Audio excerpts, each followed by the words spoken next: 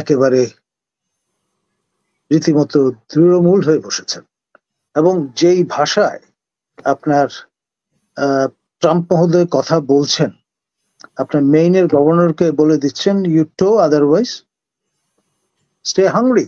মানে যখন বৈঠকে আছেন তখন কাচুমাচু ভাব, আর যখন বৈঠক থেকে নিজ মাটিতে ফিরে এসছেন তখন আপনি বাঘ, এই অবস্থানে চলে গেছে বিষয়টা। এখন তনুবাবু বিচারে আপনি যতই ভাবেন না কেন যে আপনারও একটা ভোট জাতিসংঘে, তাদেরও একটা ভোট, কিন্তু বাস্তবে রিয়ালিটি তো আপনাকে হিসাবে নিতে হবে। আন্তরাষ্ট্র সম্পর্ক জুড়ে এই ডাইমেনশনটা, সে কারণেই ভাষণের নাম কেউ নিচ্ছেন না। আপনার যারা সবচেয়ে বেশি উপকার করেছেন ভাষণের, তাদের ওপর দায়টা চাপিয়ে দিচ্ছেন। ব্যাপারটা অনেকটা সেই রকম। এখন আমাদের অনেকের একটা বদ্ধমূল ধারণা ছিল যে হাকিম নড়ে তো হুকুম নড়ে না, কিন্তু সেটা ট্রাম্প মহোদয় পাল্টে দিয়েছেন হিসাব নিকাশ সমীকরণ। আমেরিকার পলিসিতে র্যাডিক্যাল শিফট এসছে, এর সঙ্গে অ্যাডজাস্ট করাটা, মানে ওই টিউনে নৃত্য করাটা কঠিন হয়ে দাঁড়াচ্ছে।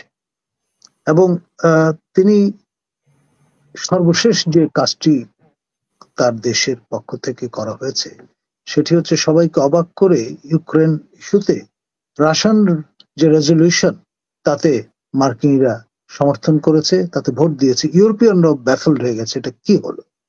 তো সেই জন্যে আমাদের অন দ্য গ্রাউন্ড সেকেলে স্টাইলে যারা ব্যাখ্যা বিশ্লেষণ করেন যে মার্কিনীদের পলিসি চেঞ্জ হয় না, সরকার পরিবর্তন হতে পারে, আই এম সরি, এই জায়গাটায় আমার মনে হয় নতুন করে প্রক্ষেপণের দরকার পড়বে। এবং আমাদের মাননীয় প্রধান উপদেষ্টা Nobel laureate professor doctor Yunus, সারা বিশ্ব জানে তিনি ডেমোক্রেটদের ডার্লিং। এখন তারা কিন্তু থরলি বিটেন, কংগ্রেস বলুন, সিনেট বলুন, প্রেসিডেন্সিয়াল পদে বলুন, সর্বত্রই তারা গোহারা হেরেছেন। এখন তার যারা এঞ্জেল তারা এখন ধরা, ফলে যারা অ্যাডভার্সারি তারাই কিন্তু একেবারে রীতিমতো তৃণমূল হয়ে বসেছেন এবং যেই ভাষায় আপনার ট্রাম্প মহোদয় কথা বলছেন, আপনার মেইনের গভর্নরকে বলে দিচ্ছেন you toe otherwise stay hungry, পরিষ্কার কথা।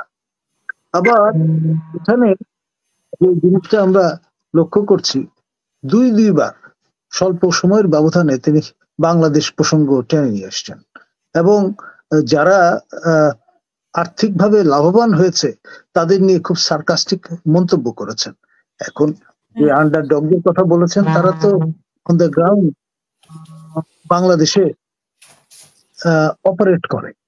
এখন এখানে যে পেপার ট্রেল, আমাদের যে এনজিও ব্যুরোর যে কাগজপত্র, সেখানে কোনো রকমের ট্র্যাক নাই।